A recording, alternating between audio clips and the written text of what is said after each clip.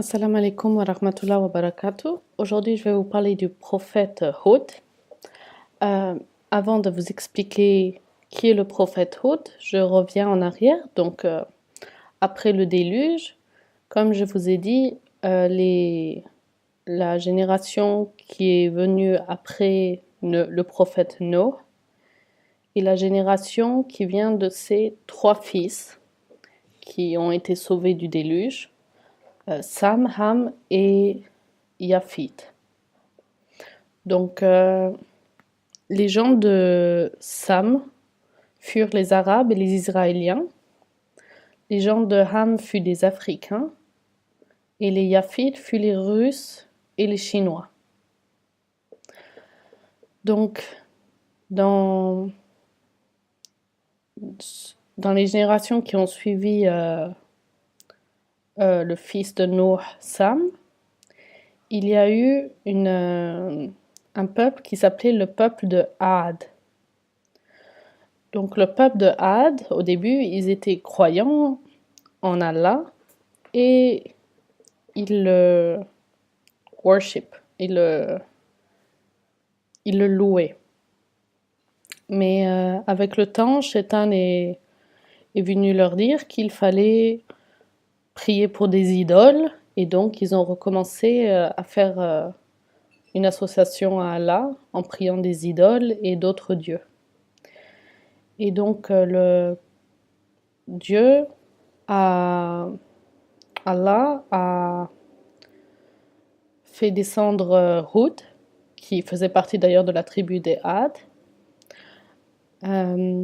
Pour parler de cette tribu des Had, c'était des géants, des gens très forts, très intelligents, très doués, mais d'une arrogance telle qu'ils construisaient des palaces dans les montagnes et qu'ils y vivaient même pas. C'était juste pour le show, pour on va dire pour se la péter.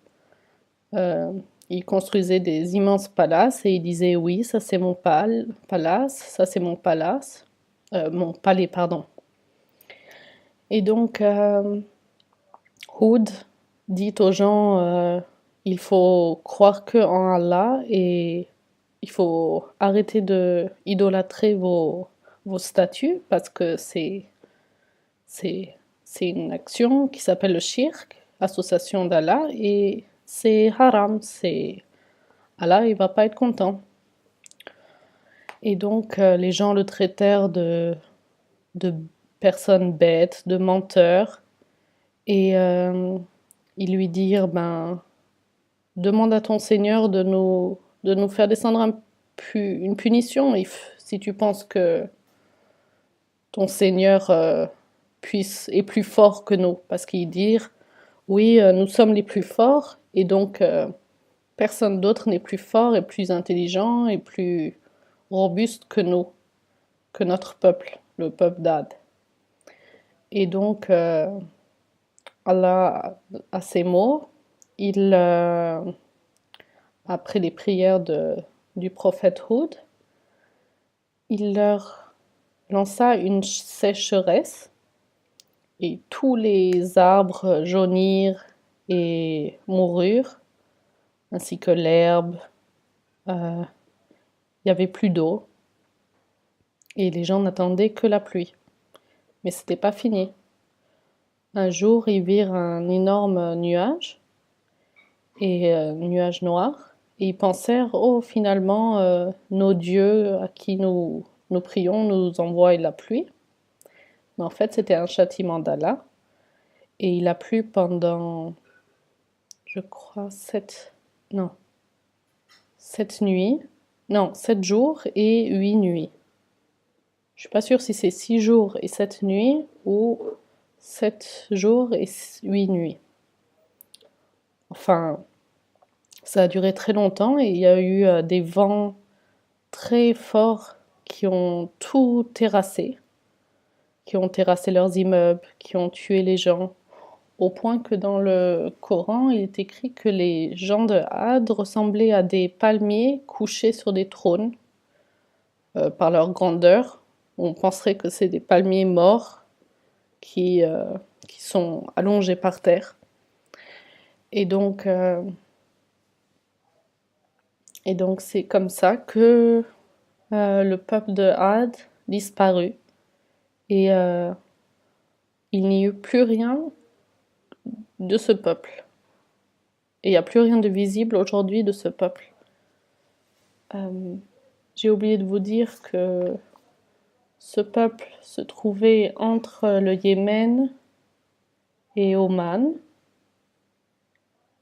et que entre le Yémen et Oman, dans des sortes de vallées, de montagnes surplombant des vallées qui étaient très vertes. Et aujourd'hui, cet endroit, c'est un désert. Je crois que ça s'appelle Akaf, Al-Akaf. Et donc, si vous voulez plus d'informations ou de descriptions, je vous recommande de lire la sourate 11, Hud, qui est la sourate de ce prophète. Et à partir de l'aya 50, plus ou moins, après la description des paroles qui ont été dites au prophète Nour, ils expliquent l'histoire des gens de Had. Et donc, vous allez, le contexte que je viens de vous expliquer, vous allez comprendre mieux, en fait, ces paroles qui sont destinées au prophète Hud et au terrible massacre du peuple de Had. J'aimerais juste rajouter une chose, c'est que non seulement le shirk est haram, l'association d'Allah et croire en d'autres divinités, mais il est aussi haram de ne pas croire en tous les prophètes. C'est-à-dire, si vous croyez par exemple en prophète Mohammed, et salut soit sur lui, si vous croyez au prophète Moïse, et salut soit sur lui, mais que vous ne croyez pas au prophète Jésus ou au prophète Hud dont j'ai parlé aujourd'hui, vous n'êtes pas musulman. Donc il faut vraiment croire en tous les prophètes. Et ces histoires que je vous raconte sur les différentes histoires des prophètes, ça vous permet en fait de comprendre mieux le Coran. Parce que le Coran, si on remarque dans les premières sourates jusqu'au milieu du Coran, ça parle surtout des prophètes et des messages qui leur ont été envoyés. Et donc, je vous fais ces vidéos pour que vous puissiez comprendre le contexte et ensuite comprendre ce que vous êtes en train de lire. Donc j'espère que, Inch'Allah, ça vous aidera. Et je vous retrouve un autre jour. Peut-être pas demain, parce que demain je vais réciter le Coran en français.